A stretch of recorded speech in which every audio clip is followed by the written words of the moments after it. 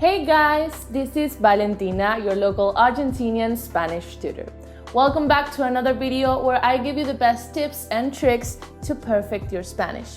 And as always, before we get to the video, I want to ask you to subscribe to our YouTube channel and turn your notifications on so you don't miss any of our content. Whether you're an English speaker going to the doctor in a Spanish-speaking country, or you're an English speaker, doctor, or nurse that works with Spanish-speaking patients, it's important to know the basics on how to communicate and understand symptoms in Spanish. This is a list of more than 50 Spanish medical terms, so let's get right to it.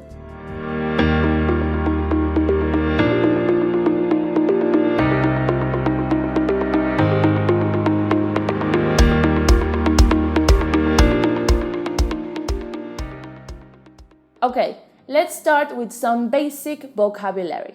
Doctor, doctor and doctora. Nurse, enfermero and enfermera. Hospital, hospital. This usually refers to public facilities. And clinic, clínica. This one usually refers to private facilities. Healthcare, atención médica. ER, emergency room, emergencias or guardia. Waiting room, sala de espera. Insurance, seguro or obra social. Ambulance, ambulancia. ICU, intensive care unit, is unidad de cuidados intensivos. First aid kit, botiquín de primeros auxilios. Wound, herida. Vaccine, vacuna. Virus, virus, como la banda. X-ray is radiografía. MRI is resonancia magnética. Surgery, cirugía. Splint, tablilla. Cast, and for this one I'm gonna ask Moises for help because I can't pronounce it. Yeso. I would say yeso, because I'm from Argentina. In this next section, we're gonna be talking about body parts. We're gonna mainly focus on the body parts that usually hurt or that we may want to express symptoms about. Head, cabeza. Stomach, estómago. Belly, on the other hand, can be either barriga, panza, or abdomen. Wrist, muñeca. Ankle, tobillo. Chest, pecho. Lower abdomen, abdomen bajo. Knee, rodilla. Back, espalda. Nose, nariz. Next up is previous conditions or important information that a doctor may need to know about in order to correctly diagnose. Allergies, alergias. In this case, you can say alergia a and the thing that you're allergic to. Arrhythmia, arrhythmias. Asthma, asthma. Diabetes, diabetes. High or low blood pressure, presión alta o baja. Obesity, obesidad.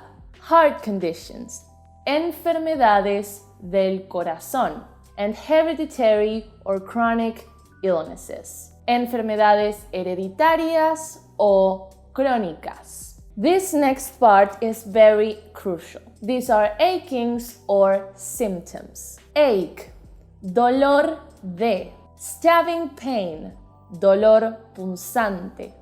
Slight or mild pain, dolor leve. Cough, tos. Fever, fiebre.